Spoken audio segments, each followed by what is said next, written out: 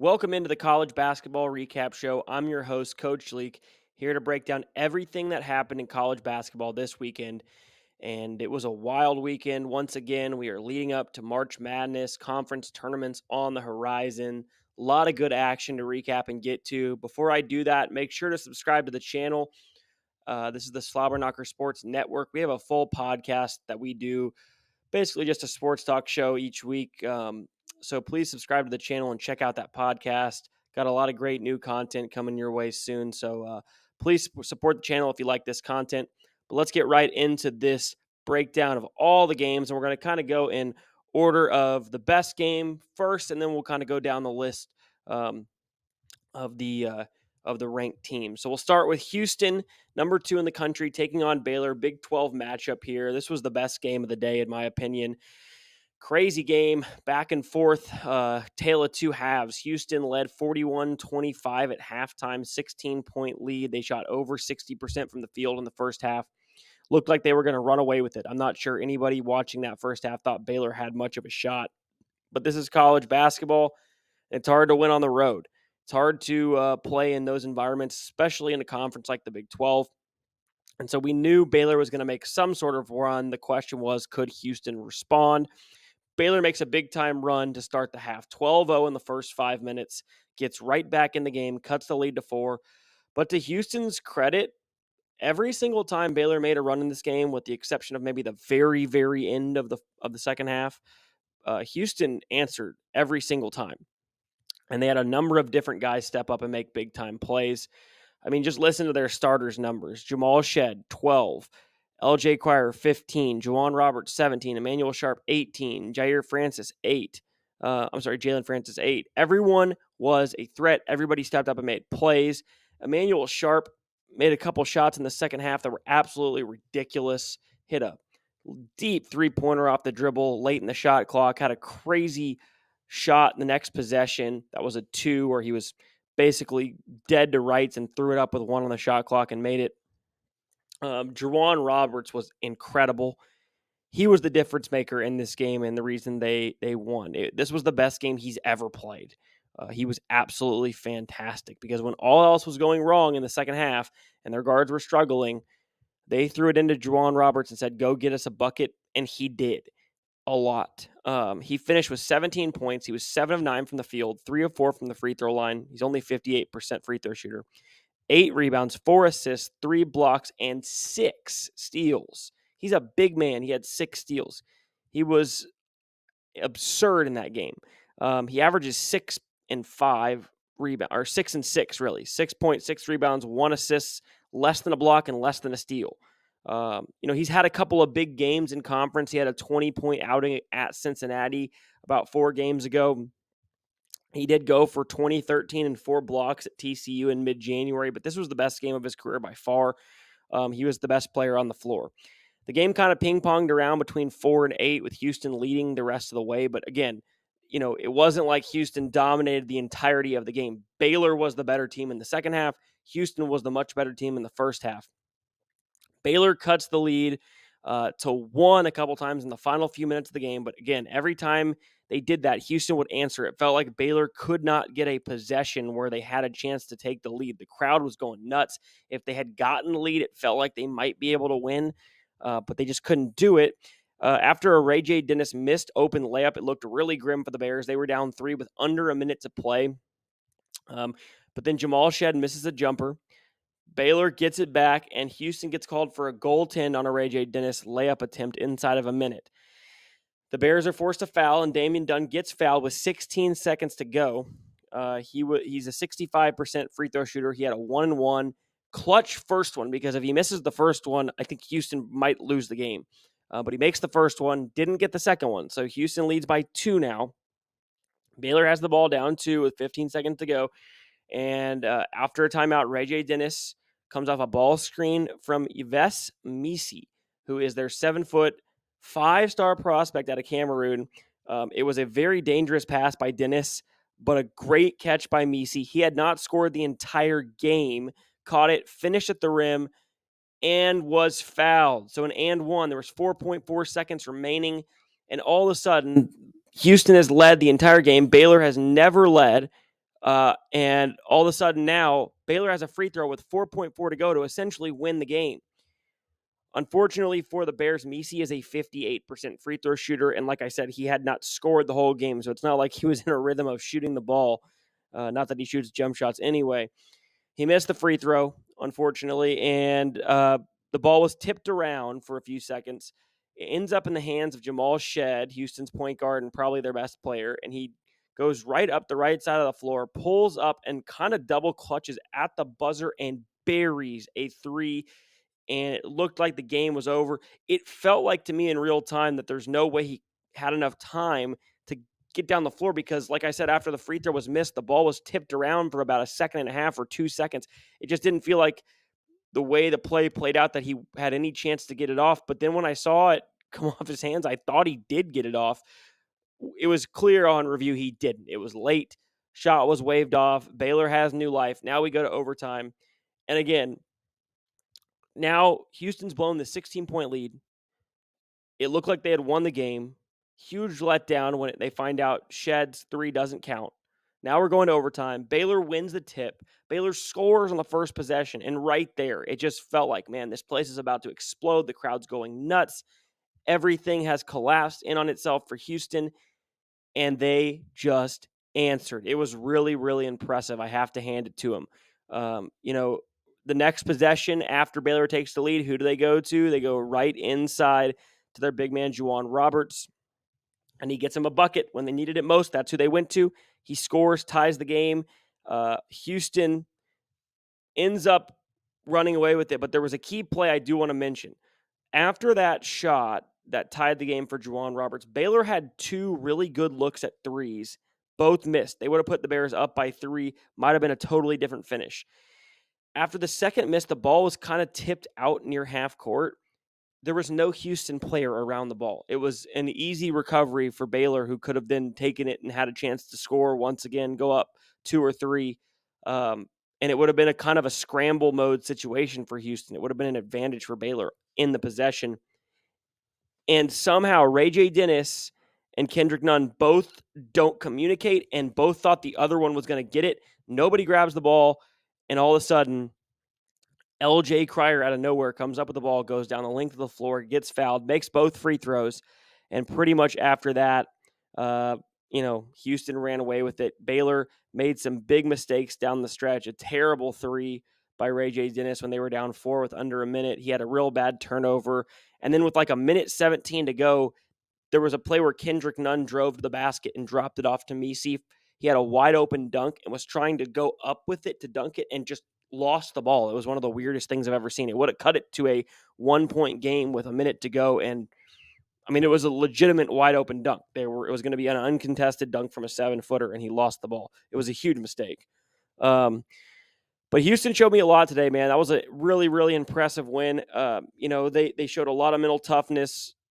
And, look, if Juwan Roberts and Javier Francis are going to combine for 25 points, nobody in the country is beating Houston, not even UConn. Because when those guys score that many points, which is what they combined for in this game against Baylor, they're going to hit 70 points almost surely. And when Houston scores 69 or more points, they are 20-0 this season. When they score 68 or less, they're 4-3. So that's kind of the magic number. 69 is the magic number for Houston. If they hit that number, they're probably going to win. And they haven't lost this season when they've done it. So when they get significant amount of scoring from their 4th and 5th options or bench guys, they're almost impossible to beat. My one issue for Houston going into the tournament is kind of what I think has been their issue the last couple of years. Even last year, they shot the ball much better than like previous years. They've gotten guys who can shoot.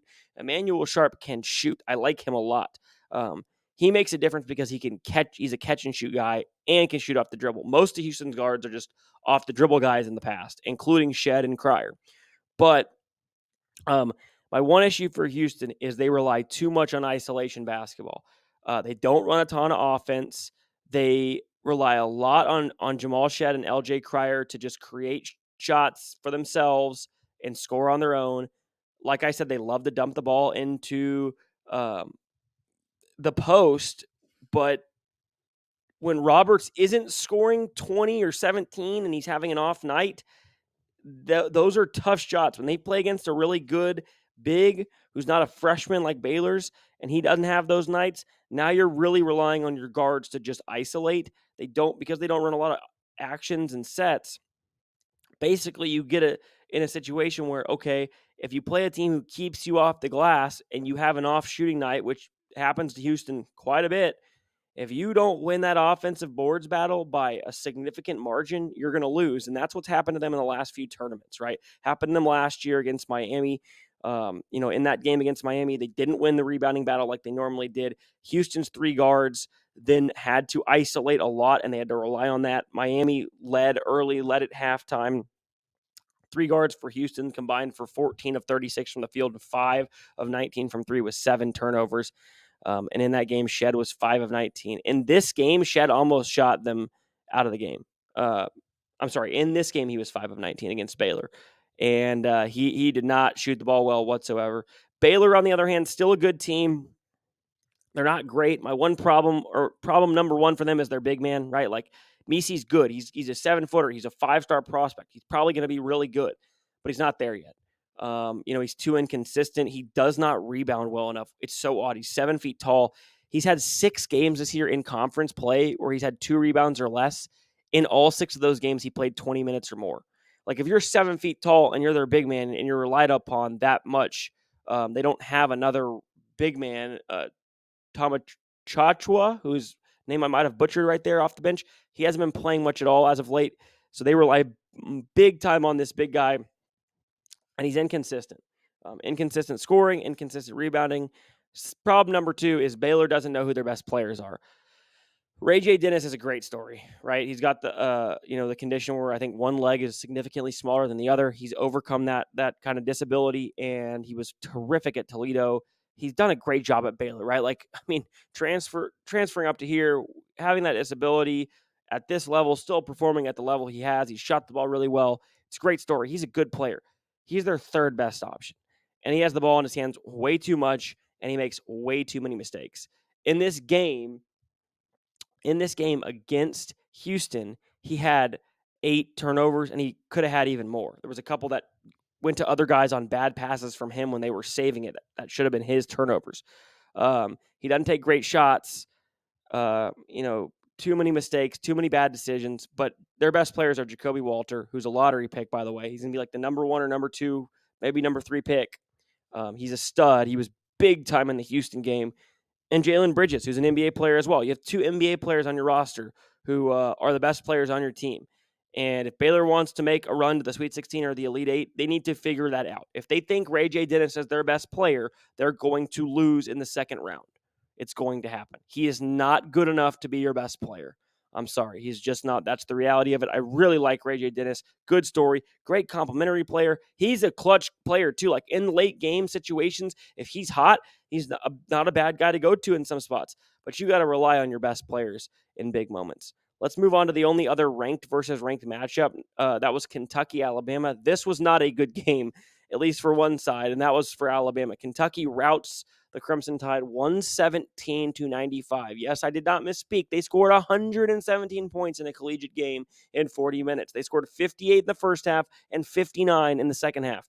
Absolutely dominated Alabama. Listen to some of these statistics. Kentucky as a team shot 63% from the floor, 54% from 3, 85% from the free throw line. They made 13 of 24 threes, made 41 shots in the game. They had 5 guys in double figures: Thiero, Edwards, Reeves, Dillingham, and Ivisic. Justin Edwards. This kid's a 6'8" freshman out of Philadelphia. He had only scored 13 or more 3 times this season. His career high before this game was 17. He dropped 28 points, and that's not the impressive part. The impressive part is that he did it on 10 of 10 shooting. And it wasn't just like he had layups at the rim. He hit 4 threes, 4 of 4 from 3, 6 of 6 from 2. He missed 1 free throw, 4 of 5 from the free throw line, or he would have had a literally perfect game. He was phenomenal in this one. Antonio Reeves, who is their leading scorer on the year, he had 24 on his own right, 7 of 10 shooting, 2 of 3 from downtown, 5 assists. Adu Thiero had 12. Ivisic, the 7'2" freshman out of Croatia, had a career high, 18. Rob Dillingham had a typical night with 16 off the bench. poured in 3 triples and 4 assists. He's phenomenal, scoring the basketball. This was the best game Kentucky played all year, but it wasn't just the offense. Like, they have had not offensive performances like this against a good team like Alabama, but they've had really, really good offensive performances. They've scored 100. They've scored in the 90s. They average, close to 90 a game. The actual thing that was impressive to me was their defense. They were phenomenal defensively in stretches. Now, you're going to look at the final score and say, hey, Alabama scored 95 points. And you're right. But they averaged 91. And 25 of their points came in garbage time in the last 7 minutes. Kentucky was up 33 at the 10-minute mark in the second half, right? So this is, their defense in stretches was what allowed them to take control of this game. The final numbers may not look great. Alabama shot the ball pretty well, efficiently. But again, they scored 25 points in garbage time. Not saying Kentucky's defense is elite, but I saw stretches where it looked very good, and that's a big improvement because a couple weeks ago when I saw them play Tennessee, I thought, man, I don't think this team can stop anybody. I don't know how they win a tournament game with defense that bad, and they've improved since then. They did it to Auburn when they played at Auburn. They did it against Alabama in stretches, and those 2 stretches happened at the start of the second half. Those first 8 minutes, Alabama scored 12 points in those 8 minutes. They were 5 of 12 from the field, 2 of 7 from 3, and had 4 turnovers. And then that was in the second half, the first 8 minutes of the second half. Then they had a great stretch from the 11-minute mark in the first half down to the 3-minute mark. This is where they seized control of the game, right? In that stretch, that 8-minute stretch, Alabama scored just 5 points, right? They were 2 for 9 from the field, 5 points, and 6 turnovers.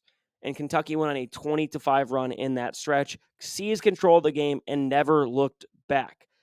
It's good to see Kentucky improving defensively because they have so much talent offensively. I want to see them play a couple games in the tournament because they're fun to watch. And so I kind of hope they continue to figure it out. Let's see how they handle this win. They went to Auburn last week, played incredible, won in a place that only one other team has won in the past 3 years. Auburn has an incredible home court advantage.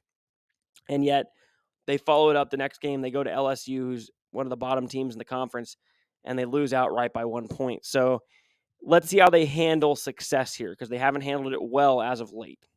Alabama, on the other side, still tied for first place in the SEC with Tennessee. They got a huge game coming up next Saturday. They're going to face Tennessee at home. That's probably going to decide the regular season SEC champ. Auburn and South Carolina still have a shot to win it. They're a game back of both Tennessee and Alabama. But whoever wins that game between Tennessee and Bama is going to have the inside track to win the SEC regular season. I said this the other night about Alabama. I don't love their defense. They struggled against Florida to get stops. They really, really rely on their offense. As I said, they average 90-plus points per game. Obviously, that's how Nate Oates wants to play. Up tempo, fast pace. They're going to give up a lot of points. But there's just seems like they really struggle to get stops at times. And I wonder in an NCAA tournament game, if you're so heavily reliant on threes and you have an off night, are you going to be able to get enough stops to win a game against a good team? I don't know. I still like this Alabama team. I don't like that they lack depth. I mentioned this the other day when I was talking about them. They don't have a lot of depth. Now, they did have a guy suspended and the guy injured in this game. So that is part of why they struggled in this game against Kentucky. When they get healthy, it might be a different story. But, I still don't think they have incredible depth. They rely heavily on their starters. Okay, that was the only 2 ranked versus ranked matchups, which is crazy enough because there were a lot of really good games. Let's go through the list now of the top ranked teams. Number 1, UConn dominates Villanova 78-54. It was never close. Kind of saw this coming, right?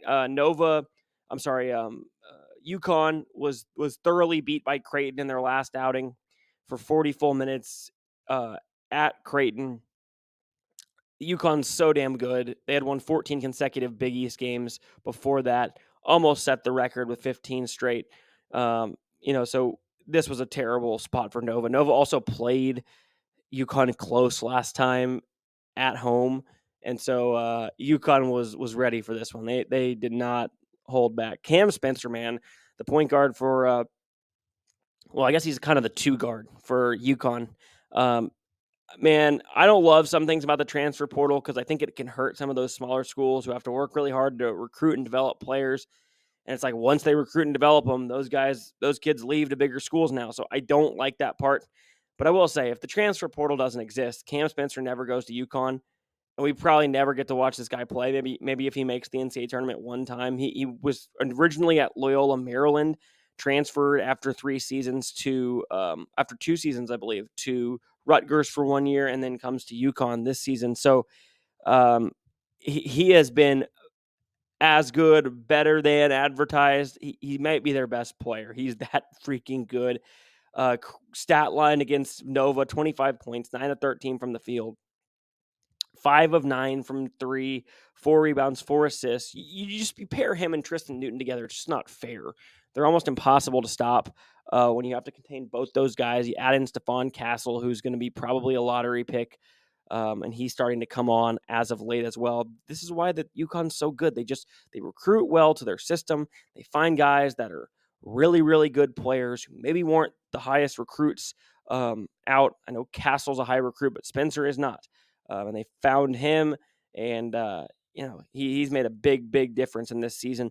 UConn should be the number 1 overall seed. I don't think it's particularly close. I know some people like Purdue. I'm not nearly as high on Purdue as others, although I do think they're much better than they were last year, at least in the regular season. I don't know if that's actually true, but we'll get to Purdue here in a second. Tough loss for Nova. They were not expected to win this game, but to get thoroughly dominated like this was not a good showing. They shot 3 of 24 from downtown, just 12.5%, 33% from the field as a whole. It looked like the team that we saw early in the season. They only had 3 turnovers and they lost by 24. So they were absolutely dominated. Lenardi has them as his next 4 out right now. This loss is not going to help. They do have 3 quad 1 opportunities left at Providence, at Seton Hall, and versus Creighton, but I almost think they'd have to win out to get in the tournament, that or win the Big East tournament. We already talked about number 2, Purdue. Number 2, Houston. Number 3, Purdue is not in action. I'm sorry, they were in action on Sunday, so we'll come back to them in a second. Number 4, Arizona bounces back at home with a win over Washington. They dominate the game. It was never really that close. They won it by 16.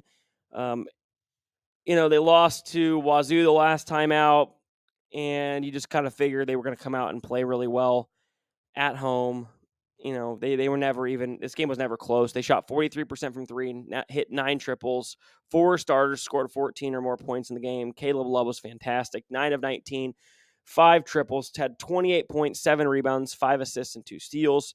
Pele Larson added 17 on 7 of 11 shooting, and Omar Ballo had 14 as well on 7 of 11 shooting as well. Good bounce back win for the Wildcats here. Took care of business against an inferior team. Nothing special. They're going to drop in the rankings because of that loss to Wazoo, but they'll still be probably, I think, a 2 seed. 3 is their floor if they were to have another bad loss or lose in the conference tournament, but they're probably going to be a 2 seed. Number 5, Tennessee wins in dominating fashion over Texas A&M, 86-51.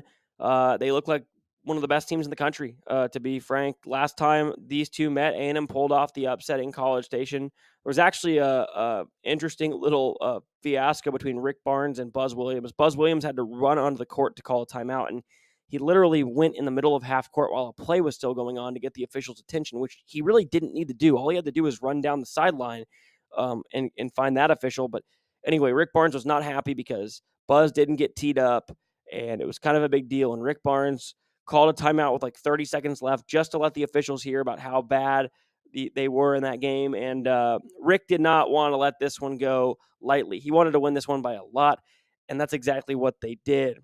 Dalton Knecht had 24 points in just 28 minutes. He's so damn good. I think he's the best college prospect going into the NBA. I hope the Spurs draft him. He had 24-7, 4 triples. Jonas Adu was great as well, the big man for Tennessee. He had 18 on 9 of 14 shooting. Interesting. The Vols only had 2 guys score in double figures, yet they won by 35 points and dropped 86. Shows that they do have some depth on that roster. I think this Tennessee team is legit, man. Looking forward, Ziegler didn't have his best game in this game against A&M, but he has started to look like himself again. He had 4 steals against A&M. He didn't look like he had the same step that he did early in his career after coming off the ACL injury at the start of this season, but he has really, really improved. Heck of a point guard. They have a bona fide star in Dalton Connect, who might be the best scorer in college basketball. And they have a legitimate big man in Jonas Adu. So they've got a really good complete team. They've got 2 other good starters. They have a few guys who can play off the bench. They're physical. They always are going to defend and play with effort. So Rick Barnes has been around a long time. He's only been to the Final Four one time, back in 2003 with the Texas Longhorns. Would love to see Rick Barnes get to a Final Four with the Tennessee Volunteers. But on the other side, A&M, tough loss, man. Wade Taylor and Tyrese Radford, that is, had rough games. They were 7 of 28 combined, 25% from the floor, 5 of 19 from 3, combined for 6 turnovers. This loss might close the door on them, and that's weird to say because it's not like they're expected to go into the number 5 team in the country's house and win, but they needed this for their resume based on what they've done lately, right? So, 5 games ago, they were sitting here. They had beaten Tennessee at home. Huge win for them. At that point, they were 15-8 overall. They were 6-4 in the SEC. They were sitting in a great spot. Looked like they were going to make the tournament, projected as a 10 seed after that win. They had wins over SMU or at SMU versus Iowa State, versus Kentucky, versus Tennessee. They've got some great wins on their resume. Since that win over Tennessee, they have dropped 4 straight, and it's not been very good showings in any of those games. They lost to 7-20 Vanderbilt, who is second to last in the SEC. They lost to the third to last place team in the SEC in Arkansas. They are now 15-12 in overall, 6-8 in the conference, and I don't think they would even get in right now if they won out in the regular season. I think they almost have to win the SEC tournament. They just have too many bad losses on their resume. They've lost to LSU, Arkansas, Vanderbilt. Maybe if they won out and then got to the semis in the tournament, that would get them in, because they did play a really tough non-conference schedule. But these are just this is the worst time to have a bad stretch like this, and they don't have any key injuries from the team that they've had over the past couple months. So A&M, really, really disappointing. Been a disappointing year for Texas basketball teams. Number 6, Iowa State defeats West Virginia 71-64. The game was closer than expected. Iowa State was a big 17.5-point favorite in the game, but West Virginia shot the ball really well, which was shocking because Iowa State has one of the best defenses in the country. West Virginia shot 50% from the floor, 42% from 3, hit 10 triples. They were just under 60% effective field goal percentage. That said, the game was never in doubt for Iowa State, right? They led by at least 7 the entirety of the second half. Just kind of figured they would win this game by more. I really like Iowa State. They did turn over West Virginia 23 times. Maybe if West Virginia doesn't turn the ball over that many times, they probably have a chance to pull an upset here, but they didn't. And credit to Iowa State's defense because they disrupt you and do those things. I don't think this outcome helps my theory all that much, but I think Iowa State's one of the best teams in the country. I know Houston is going to be a 1 seed, and Kansas is the other team in the Big 12 that's going to be a top 2 or 3 seed. I think Iowa State deserves to be a 2 seed. They're projected as a 3 right now. They've just been so good this year, and the one thing that I really like about them is that in years past, they have been offensively challenged. They'll get in the tournament, and they're really good defensively, and then maybe they have one guy who can score, but they go through these stretches where they just look awful offensively. That's not the case with this team. They have guys who can score. They have guys who can shoot it, and they're elite defensively, right? So they have a lot of really good pieces here, and I like that about them. They have a great point guard in Taman Lipsey. They're good. They're good both home on the road, right? Like they're a fantastic home court advantage, but they're able to go on the road and win. They've got some big time road wins in conference play. Played Houston close at home. I'm not going to say they played them like super close, but they played them to a single digit game, which is more than most can say for playing at Houston this year. So yeah, really like Iowa State. They might be deep in my bracket if they have a good matchup, a good bracket setup to go deep. I could see them as a Final Four team. I really could. Number 8, Duke goes down to Wake Forest, 83-79. This was a controversial finish, which we'll talk about in a second, but this was a huge win for Wake Forest, especially for their NCAA tournament hopes. Right now, they are literally marked as the last team out for Joe Lunardi's bracketology. I don't understand that. I don't know how they are not in the tournament. This team is really good. They are absolutely one of the best 68 teams, which I understand is not the criteria for getting in, but I think they're one of the best 35 teams, which is. Um, Hunter Sallis is an absolute star. It would be a travesty if he didn't get to play in an NCAA tournament because people deserve to see him play in a tournament game. He was 11 for 13 from the field in this game for 29 points, 5 of 6 from downtown. Big man Andrew Carr added 18 as well. Like I said, Wake needed this win. This was a signature win for their program. It's a signature win for their resume that they needed against a top 10 team. I believe until 8 minutes to go in the game, the entire game was played within a 5-point window. Nobody led by more than 5. I'm not 100% sure if that's right, but I think that's true. This was the highest level of shot making I saw all day from both teams. And we saw a game in Kentucky and Alabama that went in the hundreds, but that game was so fast paced. This shot, from a shot making perspective, it was ridiculous. Wake shot 60.5% from the floor, 53% from the 3-point line. Duke shot 53.1% from the field and 44% from the 3-point line. The two teams combined for 20 made 3-pointers.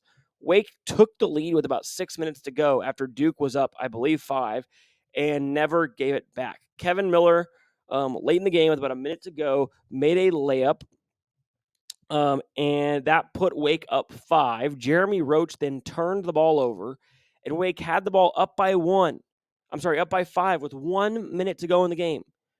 On that inbounds, after the turnover, Duke was trying to force the turnover. Probably they were going to have to foul after that. And if Wake broke the pressure, which they did, they got it to Hunter Sallis going up the right side of the floor. They had a 2-on-1. And instead of either attacking the guy and making sure to either get a sure layup or pull it out, Hunter Sallis decided to throw an alley-oop. And if he doesn't do that, even if he just pulls it out, I mean, if he attacks the guy and the guy gives him a layup, right, you want that. But other than that, you can't risk an alley-oop there. So if he holds the ball, they're in the double bonus, and you have they're the third best free throw shooting team in the country. Multiple guys close to 90%. You hold the ball there, you get fouled, you go up 7 more than likely. Or they don't foul you, and you run it all the way down to basically 30 seconds. And now, even if you don't score there, best they can do is cut it to a single possession, and now they're having to foul one of the best free throw shooting teams in the country. Instead, he throws the alley-oop, turns it over, and it was a real bad turnover. Duke goes the other way, and Kyle Filipowski nails a 3. And all of a sudden, now, when he nails the 3, there was 43, 44 seconds to go. And so instead of a situation where it's a foul game for Duke, they get the 3, they cut it to Duke, they can play it out. It looked like the game was over, and now all of a sudden Duke plays it out. They get a stop, and they have the ball with a chance to tie or take the lead in the final few seconds. In the waning seconds, though, Tyrese Proctor, who had played really well in the game, tried to find Filipowski and threw the ball out of bounds with 2.8 to go. Wake inbounded it. Duke had to foul. Wake makes both free throws, much to the chagrin of anybody who had Duke plus 2.5. And Wake Forest ends up winning. Look, Duke's a really solid team. They can spread the floor. They've got a bunch of really good guys who can shoot it. Jeremy Roach is a great point guard with a ton of experience. Tyrese Proctor, I didn't like him last year. I thought he lacked confidence. I thought he made too many mistakes, took a lot of bad shots. He's improved a ton. I'm really impressed with him this year. He was 32% from 3 this last season. He's 36.5% this year from downtown. 4.5% improvement. Overall, he's shooting 6% better from the floor than he did last year. His decision-making got a lot better. Shot selection got better. Shooting percentage got better. Everything he did in the offseason paid off because he has been a much, much better player. I did not like him last year. I thought he was a liability for the Blue Devils, and it showed in the tournament. But, man, he had improved a lot, and he was really, really good in this game. He's a big reason for their success this year. But the guy who stands out to me more than anyone for Duke is Jared McCain. Jared McCain is a freshman, 6'3" guard. Man, he can play. He is not afraid of the moment. He is a fantastic shooter. 41% from downtown as a freshman at Duke is incredible. He's also a good rebounding guard. Averages close to 5 per game. He had 15 in this one. He was 3 for 4 from downtown, hit some big time shots. I think going down the stretch, he's the X factor for them. If he plays like he did against Wake offensively, they have a chance to make a run. Their defense is just so porous. That's the problem. And I know Wake's a really elite shot making team, but this Duke team is not good enough defensively to beat a team. You think about last year, right? In the tournament, they played Tennessee, super physical, super good defensively, and they couldn't score like they normally do. And when that happened, even though Tennessee's offense wasn't good all year, Duke's defense was so bad that they couldn't get enough stops to hang in the game. That's kind of what I feel like this Duke team is going to do as well. They're the same exact type of team. I think they might be a little bit more talented and have better shot makers, but it's the same type of team. The one guy I don't get the hype on. I don't think he's bad. I think he's a good player, but I think he's overrated, and that's Kyle Filipowski. He is good. Don't get me wrong, but I just think he's a bit overrated. Like he improved his 3-point shot this offseason. He's become like a 33% shooter, which is good. It was not good last year, but his free throw percentage has dropped 10%. He's under 70. I think he's like 63% from the free throw line now on the season. He just doesn't stand out to me on this team. I know like he's their post guy and he's the guy everybody likes to talk about, but man, I like Jared McCain. I like Tyrese Proctor. I like Jeremy Roach. All those guys better than I like Filipowski. He's like my fourth option if I'm coaching them, unless we're just trying to play through the post and create a double team. But if we're just talking like back to the basket post up, like I don't know, he's good against like inferior post defenders, but against like a big athletic strong post man, he's okay. So then we got the court storming, right? Got to talk about this real quick. Filipowski injured. It looked like on that top replay that Filipowski, I don't want to accuse anybody of anything. I'm trying to be a more positive person here, but it sure seemed to me on the video evidence, it looked like he was trying to get hit or hit somebody. Buddy, it looked like he was looking for trouble. I'll put it that way. He tried to trip somebody before. He tried to kind of push the next person. And then, like, you look at the ankle turn, and it's so minor. Like, anybody who's turned their ankle, like, that might be the most minor ankle sprain I've ever seen. And then the overreaction after the game and him tweeting out, "This has got to stop." It just seemed to me like I love Caitlin Clark, and a lot of people gave her heat for almost like seeking out the contact from the Ohio State fan. This seemed like a similar thing, like almost like an attention seeker. And, you had John Shire coming out after the game and saying, when are we going to ban court stormings? Look, it's a tough deal because pushing the Kyle Filipowski thing aside, I just think it could be dangerous. Like I heard a couple people say, you have a delayed clock where like, okay, game ends, there's 30-second countdown, and then the fans can storm, and that gives the opposing team a chance to get off the floor. That's probably the best thing. You don't want, thousands of drunk, screaming 18 to 23-year-olds running on a court with a bunch of emotional 18 to 23-year-olds who just played a basketball game and lost in a game they were probably supposed to win because their court is being stormed. So, it's just a bad recipe for something bad to happen. I don't think this is a big deal in terms of like what happened to Filipowski specifically, but I do think maybe we should trend towards that. I don't want to get rid of court stormings completely, but I also I do understand the safety aspect of it. Moving on, we're going to talk about Kansas. They took on Texas. Before I get to the game, Kansas wins at 86-67. They dominate Texas, led by 20 at halftime. Didn't even have their leading scorer, Kevin McCullers. But I'm going to talk about my Longhorns first. And the implications of what this game says about the Longhorns as a whole. And what a disappointing season for Texas, man. Rodney Terry just makes me so frustrated. Last year, people want to act like he did such a good job. And, he inherited one of the most veteran groups in the country. A lot of senior transfers, a lot of guys who had been there. He had a top 4 team in terms of talent in the country that Chris Beard had essentially built from scratch and handed to Rodney Terry because of the situation that happened. They go to the NCAA tournament and they play a bad 15 seed and win. They play a 10 seed in Penn State who, upset A&M in that first game. They win that, so they play 2 double-digit seeds. Then they play a very overseeded, overrated, unathletic Xavier team who matched up horrifically with Texas. They win that game. And they play a lower-seeded Miami team and are up by 10 with, under 10 minutes to go, basically like the fourth quarter of the game. And they just choke it away, and he doesn't do anything because he doesn't have any offense or any sets or anything to go to when things aren't going his way. Just relies on his talent. They lose. That was the last time Texas will have a chance to go to the Final Four in a long time, for a long time. After he gets that job, and they give him the full, they give him like the full head coaching job, not just the interim. The best 2 recruits Chris Beard had on his coming in the next season, both decommitted. So that was a massive loss. He goes out, recruits a lot of guys that are, transfer guys from lower universities. Didn't get any good freshmen. None, 0. No freshmen at all that have made an impact this year. The one good pickup he made was getting Max Asmus from Oral Roberts, but he's just so small. It's tough for him.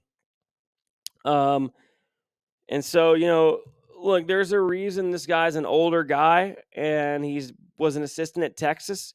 He was a head coach twice over the course of his career before this, and he was fired from both jobs. He went 163 and 156, so he was just 7 games over 500 in his 9 seasons.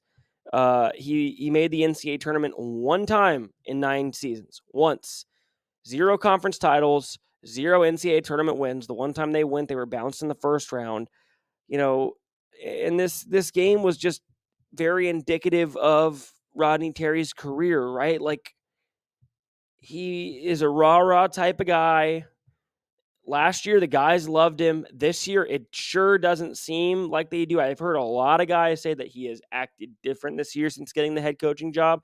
I have a friend who is a big Texas guy, Texas alum, and I've heard some rumblings that there is a lot of there's not a lot of cohesiveness in that locker room. We've seen that. I mean, and I think it's a lack of trust in the coach, and a coach who probably thinks he's big time now because he's the head coach at Texas, and it's an ego issue. But man, like, swallow your pride and do your job. But the problem is, him doing his job is just not going to get the job done at Texas.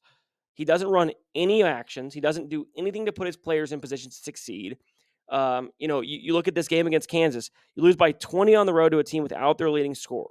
Yes, Kansas is really good, but they're not deep, and they have their leading scorer out. In the games they haven't had him, they barely escaped at home against Baylor, a game they very well could have lost, and they were routed at Texas Tech by 25 points. So they haven't blown anybody out when they didn't have McCullough in the lineup.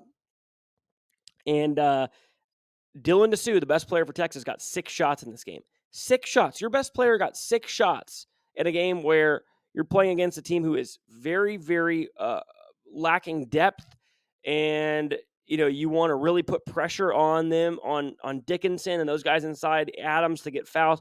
DeSue gets 6 shots. Why does that happen? How does that happen? Because he doesn't run any actions for his best players. It is all isolation for Max Asmus, and isolation for DeSue, and one-on-ones, and pick and roll, and very simple stuff. So there's nothing to do when things aren't going right. It's like, hey, DeSue hadn't done anything. We need to get him involved. There's nothing he can do to get him involved. It just doesn't happen. And so Texas drops to 17-10 overall. They're 6-8 in Big 12 play. They'll be lucky to sneak in the tournament, and they'll be lucky to win a game. They're probably going to be out in the first round. They're the 9th team of 9 projected teams coming in from the Big 12 to the tournament. Kansas, on the other hand, it's funny. A lot of people see this as a down year for the Jayhawks. They're 21-6, 9th in the country. Going to be a 2 or a 3 seed in the NCAA tournament. That's a down year for Bill Self. That's how fucking good he is as a coach. McCullers, like I said, didn't play in this game, and all 5 starters that did start scored 13 or more. Hunter Dickinson led the way with 20. He was 9 of 17 from the field, 7 boards. The Jayhawks shot 61.5% from the floor, they were just fantastic in this game. 38% from 3, scored 86 points, and only made 3 3-pointers. Kansas's biggest issue this year was their lack of depth. That's what it's been. Early in the year, they started on Marco Jackson, their All-American freshman recruit. He didn't pan out, didn't play well. He struggled a lot. The answer that they came up with was Johnny Furphy, the freshman Australian kid. He comes in. He's been outstanding. He's been a huge piece for them. He's why they've become really, really good. And I think they have the best starting 5 in the country when Furphy is in the lineup playing like he has been. The problem is they've had nobody trustworthy off the bench. Zero. No one. Marco Jackson comes off the bench and gives you like a bucket here and there. He's very shaky with the ball.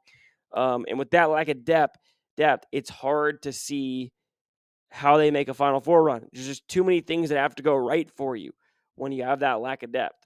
However, I actually think this game might have been a big help for Kansas going forward because McCullers was out. And that forced Nicholas Timberlake, the Towson transfer, into the lineup. Now, Timberlake came over from Towson. He's in his 6th season. He was a stud at Towson. Last year, he averaged 18 points a game, shot 42% from 3, 85% from the free throw line. He played 34 minutes a game. Now he comes over to Kansas. Obviously, much tougher competition you're playing against. Obviously, a step up in talent you're playing with. You're no longer the best player on the team. He started a few games early in the year as like the 5th option. He's only played 13 minutes a game this year, only averaged 4 points per game, and he shot 28% from 3. He's not been good. In fact, he's been unplayable at times. However, he had to play in this game, and he played 33 minutes. And guess what? He played really, really good. You know what the doctor ordered for Nicholas Timberlake? A Texas Longhorn special, and he got it because he was great in this one against a terrible Texas defense. This was huge for his confidence. He knocked down a couple threes. He had a body on a dunk. This would change this team's, I believe, projection for me big time if he continued to play like this. This is something to monitor for Kansas going forward. Does Timberlake continue to play with that confidence and shoot the ball well and give them something off the bench where he can now play 15, 20 minutes a game? And maybe he's a guy who, like, if he's hot, you roll with him. Because if he can, that's a totally different situation for Kansas.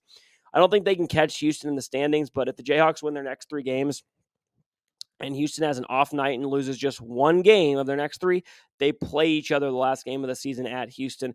Could be for the regular season title. I think Houston has the inside track. They have the easiest remaining schedule by far. Iowa State's a game ahead of Kansas. Kansas is 2 games back of Houston.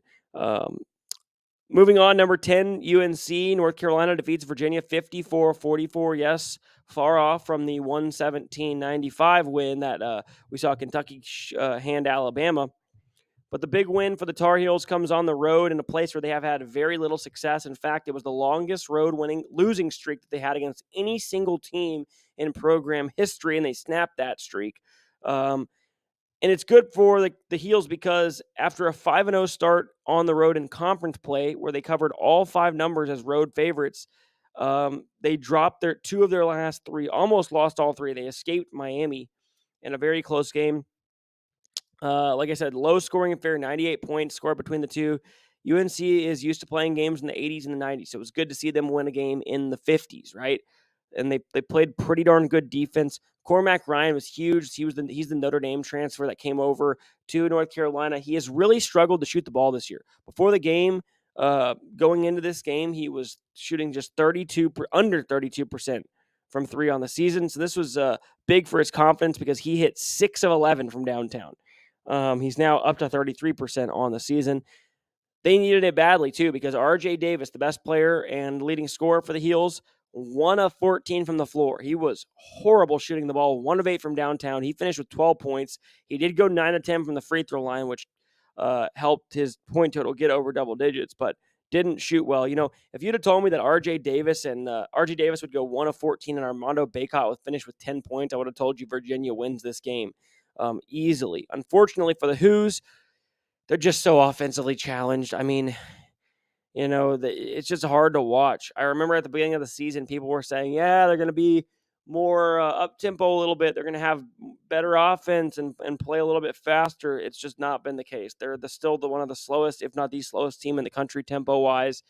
They just run that same blocker mover, off-ball screen offense, and late in the shot clock, they have to put up some really tough shots. They in this game, they were 16 of 58, shot under 28% from the field, 2 of 14 from downtown, 10 of 15 from the free throw line. It's been a brutal stretch for the Cavaliers. They've scored less than 50 points their last 3 games, 1 and 2 in those games. 2 of those games came at home against teams who aren't very good defensively. Wake Forest is not a good defensive team. Virginia Tech, horrible defensively, even though that one was on the road. And they can't score over 50 points in these games, and it's their style of play. In the last 3 games, they're 55 for 164 from the field. That's 33.5%. Through 3 games, 8 of 37 from 3, under 22%. 16 of 33 from the free throw line. They can't even make free throws, 48%. I mean, this is a team that's supposed to be a tournament team. They're playing just the ugliest basketball you've ever seen. It's so difficult to watch. And, I don't know. Tony Bennett has been there 13 seasons, right? They've missed the tournament 4 times. They've been bounced in the first round 4 other times, and 3 of those 4 times, they have been a 4 seed or better. Been upset by a double-digit seed that's 13 or worse, including a loss to a 16 seed that we all know about. Twice bounced in the second round as a 2 and a 5 seed. They have 1 Sweet 16 run and 1 Elite 8 run, and then obviously the 2019 national title. But that 2019 national title, they won 3 games in which at one point in the game, in the Elite 8, in the Final Four, and the championship game, they were a 10% or worse probability to win those games at one point or another in the game, and won all 3. So just the style just bothers me. It just makes it really, really hard for them to win games. They have to play close games against bad teams, and they can't separate from anybody, and they struggle offensively. This is a team that probably is going to be a 7 seed the way they're playing around there, and they have a good chance of getting bounced early in the tournament the way they're playing. As for UNC, like I said, big time win on the road. I know the ACC is pretty down this year, but I think UNC is I think they're a team that gets to the second weekend of the tournament pretty easily. And I think it comes down to the matchup and whether they're healthy. And if they have decent matchups and they're healthy, they have a chance to make a good run in the tournament. Number 12, Illinois defeats Iowa 95-85. They get the cover against the Hawkeyes. The game was actually close until the final 5 minutes. Illinois actually trailed by 4 after the first TV timeout to Iowa. But the final 5 minutes, Coleman Hawkins took over the game. He really cost Illinois the game last time out against Penn State. Missed 2 free throws when they were up by 2 in the final few seconds, and then fouled a shooter on the 3, which gave Penn State a 1-point win over Illinois. But he bounced back in this one. He finished with 30 points, 9 of 11 shooting, 3 of 5 from 3, 9 of 11 from the free throw line, 5 assists, 5 steals, 2 rebounds. He scored, I believe, 9 of their last 14 in the last 5 minutes, took over the game. Terrence Shannon and Justin Harmon added 12 for the Fighting Illini to take down Iowa. Moving on, Auburn defeated Georgia 97-76 on the road in Athens. Man, Georgia started off conference play 3-1, then 4-2, including a win at South Carolina, and they have fallen apart as of late. Completely out of the NCAA tournament picture. They're 1-7 in SEC play in their last 8. Their lone win in that stretch coming against second to last place Vanderbilt. They dropped all the way to the bottom 4 of the SEC. 3 balls really let them down lately. They rely on it a lot sometimes, and they've not shot it well. 3 of 14 from downtown for 21% in this one. Auburn, on the other hand, they improved to 10-4 in conference play, pick up their 21st win of the season. I'm impressed with this Auburn team. Chad Baker-Mazara, the 6'7 junior guard out of Dominican Republic, led them in scoring with 25, shot 75% from the field, had 2 triples, perfect 7 of 7 from the charity stripe, 5 boards, 4 assists. He was great. Player of the Year candidate, Janai Broom, had 16 and 13 rebounds, also 2 blocks. He's been great all year. 4 different starters for Auburn scored 15 or more in this game. The thing I like about this Auburn team a lot is that they actually are good on both sides of the ball. It feels like Bruce Pearl, every time he has a good team, they're either really good at offense, really good at defense, but the other area ends up being lacking. This is the first time under Bruce Pearl they've been in the top 15 in the KenPom in both offensive and defensive adjusted efficiency. They are number 1 in defense and they're 15th in offense. So they can score it and they can defend anybody. So I really, really like this Auburn team. I think they have a chance to make a deep run. It's going to be basically, can you keep your mental toughness? Can you stay out of foul trouble? And can you take good shots? If they can do that, they can beat anyone in the country. Huge game for the Tigers in terms of the SEC regular season title race. They are 1 game back of Bama and Tennessee, who both have the inside track to win. But one of those teams is going to get a loss because they play each other next Saturday. And Bama also has to go to Florida still, who is playing as good, if not better, than anyone in the SEC right now.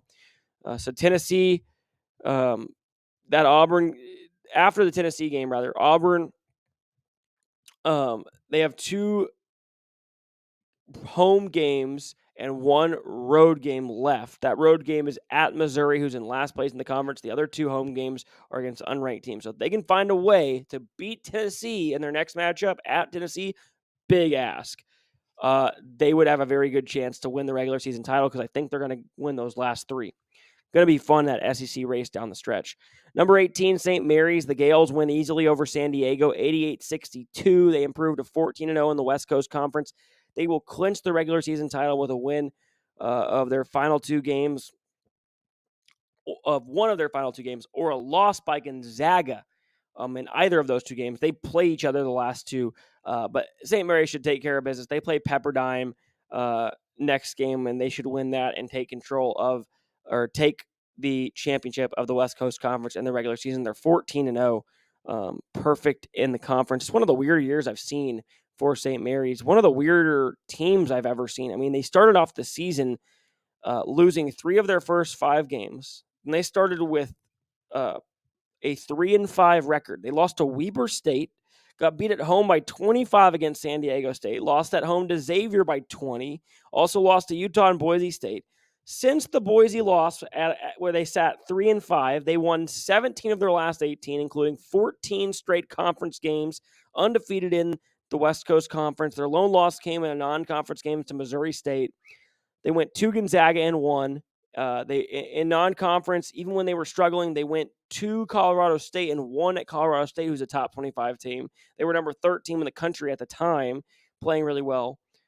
Mitchell Saxon led the way for the Gales against San Diego with 20 points, had 7 rebounds and 2 blocks as well. Aiden Mahaney, who's their leading scorer, had 15. Alex Dukas had 18, all threes. He was 6 of 7 from downtown. 43% on the season, outstanding shooter. He's been a 40+% three-point shooter in 3 of his 5 collegiate seasons. Moving on quickly, trying to get through these last few quickly. San Diego State, number 19, takes care of business at home against Fresno State by 32 points. Jared Ledee led the way with 22 for the Aztecs on 8 of 11 shooting, had 11 rebounds and 3 blocks. Aztecs not as quite as good as they were last year, but they're still a really good team. They got 4 players who were on that Final Four championship runner-up team. They didn't all start last year, but they are starters this year on the team. They're not a Final Four caliber team by any means this year, but they are still really good. I still think they have a chance to maybe get to like a Sweet 16. Just depends on the matchups and who they play. Mountain West standings are pretty wild right now. When you look at the loss column, there are 5 teams within 1 game of each other with only 3 or 4 games left for these guys to play. Utah State and Boise State sit atop the conference at 10-4. San Diego State is 10-5.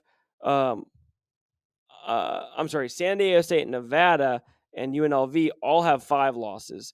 New Mexico has 6 losses. That's how crazy good this conference is. And then you look at Colorado State's a top 25 team right now. I know they lost, which we'll get to in a second this week, but they're 7th in the conference. The Mountain West might be the 3rd best conference in the country. They've been a blast to watch all season. Just great teams all around, great basketball. I hope they have a good showing in the tournament because they haven't in years past with the exception of the run by San Diego State. SDSU remaining schedule, they have San Jose State at home, at UNLV, and versus Boise State. So they do have a shot to win the conference. If they can win out, they would have a decent chance to at least claim a piece of the Mountain West Conference Championship in the regular season. Number 20, South Carolina defeats Ole Miss 72-59. Nice bounce back for South Carolina. BJ Mack leads the way for the Gamecocks with 17 points, knocked in 3 triples as well. But it was the Gamecock defense that was so impressive. Held Ole Miss to a season-low 59 points. That was tied for their lowest output of the season. By far their lowest output of the season at home, as this was a road game for South Carolina. Very impressive win. Tough loss for the Rebels. They were 3.5-point favorites. Vegas has not respected South Carolina all year. But they just aren't ready for the NCAA tournament yet, right? They've been a bubble team the last couple weeks. They didn't play anybody in the non-conference. Lenardi had them in his next 4 out, and this loss is going to hurt as well. Would have been a nice win to pick up on their resume, but just were never in the game. South Carolina needed this game just for confidence sake. They had dropped 2 straight after a couple really big wins, and on a long win streak. They lost 2 in a row, including their last outing where they blew a 17-point second-half lead at home against LSU and lost by 1. They had a week off after that. Really needed that week off to kind of get back together. This South Carolina team is a good team, man. I'm impressed with them. They remind me kind of that South Carolina team a while back that made a Final Four run with Frank Martin. They're really, really good. I like them a lot. Defensively, they're tough. They play hard. They play with tons of effort. They're not great offensively, but they have guys who can shoot it a little bit. Have a couple guys who can score it. They're 22-5, tied for third place in the SEC and 1 game out of first place. It's like they have a legit shot to win the SEC, and people were talking about, like, are they going to get in that large bid a couple weeks ago? I don't get it. Main issue for the Gamecocks is their remaining schedule. It's pretty darn tough to close out their season. They go to A&M next game, and then versus Florida, versus Tennessee, and at Mississippi State. 2-2 would be good in that stretch without a doubt. I mean, you're going to get a real desperate A&M team coming up here next game. Then they take on Florida's playing as good, if not better, than anyone in the country. Tennessee has been fantastic. And then you close it out at Mississippi State, who's a tournament team. So you got 4 legitimate games coming up. Lamont Paris, though, has done a heck of a job. He's probably going to win National Coach of the Year, and he deserves it in his second season at South Carolina. Number 21, Washington State got upset by Arizona State. This is a loss that I think surprises a lot of people. It didn't surprise me, and it's not that I expect Washington State to lose to a team like Arizona State. It's just this was a tough spot. You're coming off a program-defining win where you won at Arizona, and you were the better team the entirety of the game. Came down to the last few possessions. Big, emotional win. Now you go. It's the second game in a row on the road. You're playing at Arizona State, who's got a losing record in the conference and overall.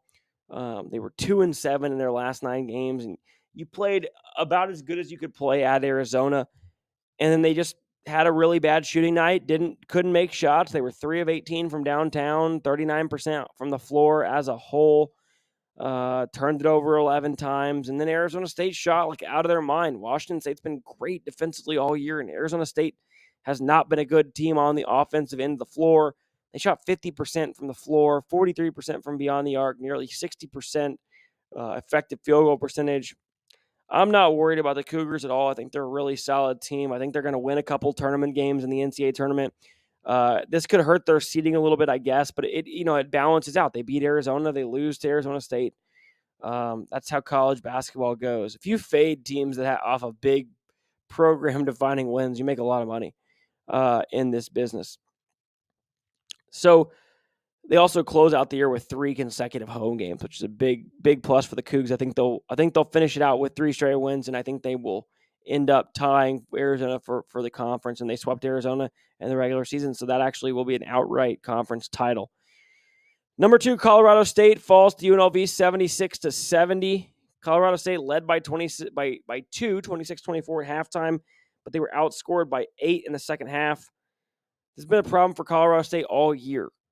They just have trouble closing games, right? They blew a 16-point halftime lead to San Diego State, scored 11 total points in the second half of that game, got blown out in the second half.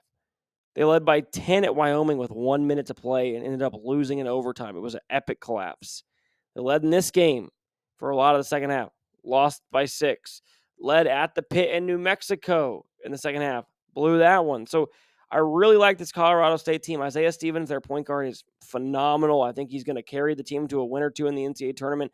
I wish that I trusted them more, but they just have to learn how to close out games. And until I see it on the road, it's going to be hard to prove to me that I can put them past maybe the second round or maybe a Sweet 16 if they get a favorable matchup. UNLV on the other hand, though, they have been on an epic run. They have been playing fantastic. Deaton Thomas Jr. led the way in this game with 23 points. They're playing as good as anyone in the country, right? They're moving on up in the Mountain West standings. They're one game outside of first place. I don't think they are going to get an at-large bid because of their non-conference, but they have a legitimate shot to win the Mountain West tournament. And if they do, that'll steal a bid from somebody in another conference because they are a good team. They are a very, very good team and playing really good basketball. Number 23, Texas Tech drops one to Central Florida on the road, 61-75.